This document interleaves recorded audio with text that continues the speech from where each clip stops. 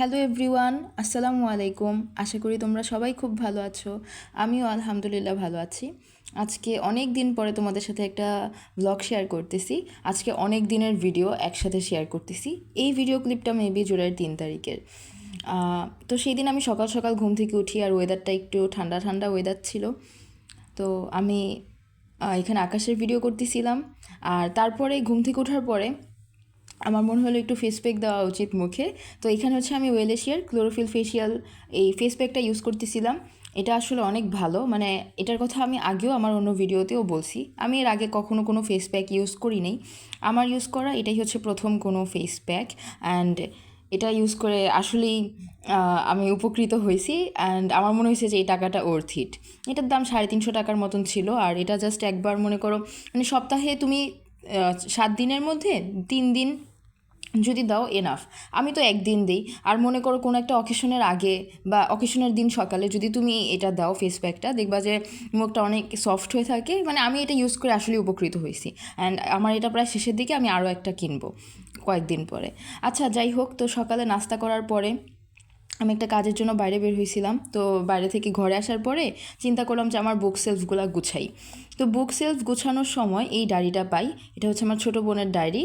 তো সেই ডায়েরিটা বানাইছে, উপরে আবার লেখা ছিল মনের কথা, ডায়েরির নাম। আর ডায়েরির ভিতরে লেখাগুলো তো আশা করি তোমরা এতক্ষণে পড়ছোই। আচ্ছা, তো এখানে ডায়েরিতে আরও অনেকগুলো পেজ ছিল। বাকি পেজগুলোতে হয়তো ফিউচারে সে লিখবে যে তার মনের কথাগুলা। এগুলো দেখলে ছোটোবেলার কথা আমাদের মনে পড়ে যায়। মানে আমরা ছোটোবেলায় আমি কী করতাম, আমাদের স্কুল থেকে যে ডায়েরিগুলো দিত সেখানে এক গাদা স্টিকার লাগাইতাম। কার যার যত বেশি স্টিকার থাকে সে তত বেশি রিচ, তখন এরকম মনে হতো। আর এই ডায়েরিটা হচ্ছে আমার বোন কিনছে, নতুন একটা ডায়েরি। এটাতে সে এরকম কাজ করবে সেজন্য।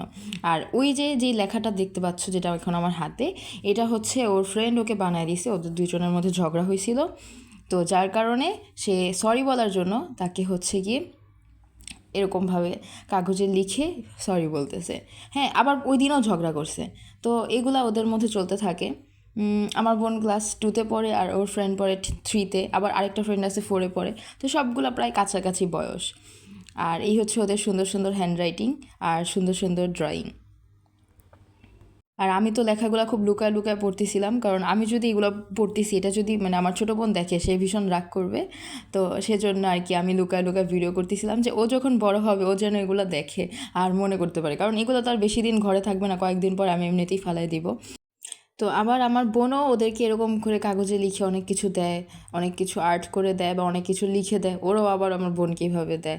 মানে কত সুইট ফ্রেন্ডশিপ।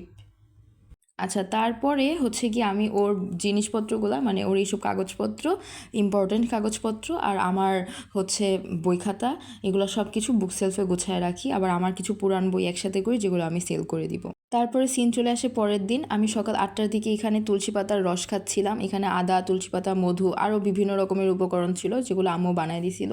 আমার ভীষণ কফ ছিল গলায়, আর অনেক কাশি ছিল। তো সকালে একবার খাইছি, আমি ওভাবে খাচ্ছিলাম। পরে আমি ভাবলাম যে তুলসী পাতা সহ পানিটা খাইলে হয়তো বা বেশি ভালো হবে। তো আম্মু বললো যে না, এইভাবে ছাইকে খাওয়া লাগে, এইভাবে খাইতে হয় না। তো তারপরে হচ্ছে আম্মু আবার ওভাবে দিল। এরপর সকালের নাস্তায় আম্মু আমাকে ডিম পরোটা আর হচ্ছে কাঁঠাল দিয়েছিল, যেটা আমার খুব ফেভারিট। আর হ্যাঁ, ওইটার পরের বার কিন্তু আমি মধু ছাড়া খাইছিলাম। এরপরে আমি চা খাচ্ছিলাম সকালবেলা। এরপরে সিন চলে আসে হচ্ছে গিয়ে এটা সন্ধ্যাবেলা। ওই যে দেখো আমার টেবিলে হচ্ছে গিয়ে কফের সিরাপ ছিল। আর হচ্ছে এখানে সন্ধ্যাবেলা আমি চা খাচ্ছিলাম, ভাবছিলাম যে পড়তে বসবো, কিন্তু এরপরে শরীর একটু খারাপ ছিল। তারপরে সেই দিন আর পড়তে বসা হয়নি। এরপরে সিন চলে আসছে পরের দিন সকালেও ভাবছি পড়তে বসবো, কিন্তু সেই দিনও পড়তে বসা হয়নি, শরীর খারাপ ছিল। আর আব্বু আম্মুও ঘরে ছিল না, আমি আর আমার ছোটো বোন বাসায় ছিলাম। তো সেখানে আম্মু আমাকে বলছিল যে গরুর মাংস আর ভাত খাইতে, তো দুটোটা যেন গরম করে খাই। তো গরুর মাংস গরম করতেছিলাম।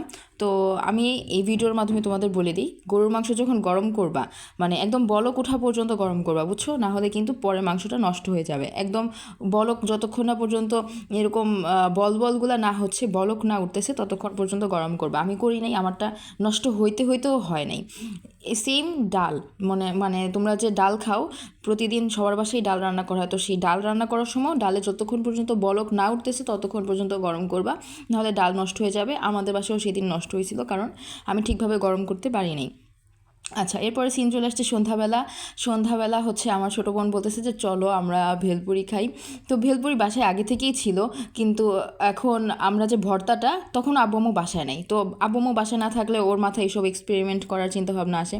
তো ও আলু ভর্তা বানাইছে, কিন্তু সেখানে কোনো ডাল অ্যাড করেনি, কিন্তু আমরা আলু ভর্তা দিয়েই আর ভেলপুরিটা ভাইজে খাইছি, মানে ভালোই লাগছে, একটু অন্যরকম স্টাইলে খাওয়া দাওয়া করছি। এরপরে রাত্রিবেলা আব্বু আম্মু চলে আসে, আর আসার সময় আমাদের জন্য আম নিয়ে আসে। আর আমরা তো ম্যাঙ্গো লাভার, আমরা আম খাইতে, আমি আসলে আমাদের ফ্যামিলির সবাই আম খাইতে অনেক পছন্দ করে। তো তারপরে হচ্ছে গিয়ে আব্বু আমাদেরকে আম ছিলে দেয়, আমরা ভাত খাওয়ার পরে আম খাই। সেদিন রাত্রে আমি আর ভাত খাই নাই। আর এটা হচ্ছে গিয়ে আমি ওই দিন আমার কাছে যে আমার সে ছোটো দুইজন বোন পড়তে আসছিলো ওদেরকে পড়াইছিলাম।